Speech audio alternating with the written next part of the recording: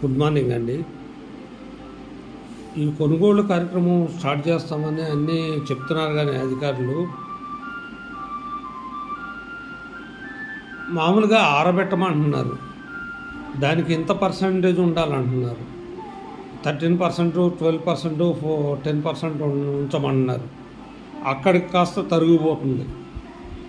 2, మళ్ళీ వీళ్ళు 40 కిలోల బస్తాలు తోస్తున్నారు మొత్తం అక్కడ అన్ని చోట్ల. ఏం చేస్తున్నారంటే ఒక కాటాలో 40 ఒక్కొక్క బస్తాకి 41.5 చూస్తున్నారు, దానికేమో 41,700 చూస్తున్నారు, ఓ దానికి 41,800 తీస్తున్నారు, ఒకసారి 41,450 తీస్తున్నారు, ఒక దానికి 41,500 తీస్తున్నారు. సార్ మీకు క్లారిటీ ఉందా? అసలు తరుగు ఎందుకు తీస్తున్నారు? ఇప్పుడు సంచులు కొనుక్కునేది మేమే, దాని ముద్రలు వేసేది మేమే. మీరేమి గవర్నమెంట్ ఏమీ రూపాయి ఖర్చు ఉండదు. హమాలీ ఖర్చు కూడా మాదే. మొత్తం అన్ని ఖర్చులు అయితే ఇక రైతుకు పండింది ఏంటి? ఇప్పుడు ఎకరానికి 30 బస్తాలు కూడా పండింది దిక్కుమాలిన వ్యవస్థ ఈరోజు అయింది. వానాకాలం అందరికీ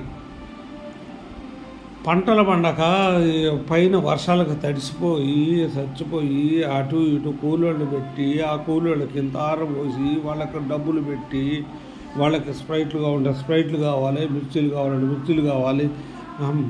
ప్రతి ఒక్కడు దోపిడే. ఎట్ట బతుకుతాడండి రైతు? పట్టాలు ఆరబోయడానికి పట్టాలకు కూడా కిరాయి కట్టాలి, అన్నిటికి కట్టాలి, రోడ్డు మీద పడాలి, రోడ్డు మీద వేసుకోవాలి, రోడ్డు మీద ఆరబోసుకోవడానికి వరికోత మిషన్ని ఆరబెట్టే యంత్రాలు లేవు. వాళ్ళ డబ్బులు ఇంకా చాలామందికి కూడా ఇంకా కొనల ధాన్యం. వర్షాలకు అకాల వర్షాలు వస్తున్నాయి. అట్లా అకాల వర్షాలు వచ్చి అప్పుడు దెబ్బతీసి ఇప్పుడేమో సగంలో ఇప్పుడు పంట కుప్ప పోసేసరికి సగము వానబడే. ఎలా బతుకుతాడు రైతన్న? నిన్న రైతులు చేసిన ఆందోళన, అన్నదాతలు చేసిన ఆందోళన కరెక్టే. మీరు చేసే పనులు అలా ఉన్నాయి. అసలు సంచుల్లో తరుగు ఎందుకండి? ఆరిపోయిన వాటికి కూడా తరుగు తీసేస్తే ఇంకా రైతు ఎట్ట బతుకుతాడు? ఆలోచించండి కొంచెం. గవర్నమెంట్ ఏం గవర్నమెంట్కి ఏం కథ ఇది? అన్నీ తీసేస్తే ఇంకా రైతుకి ఏముంటుంది?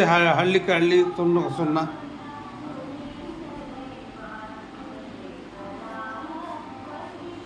రైతుకు కునుకు లేదు దాదాపు.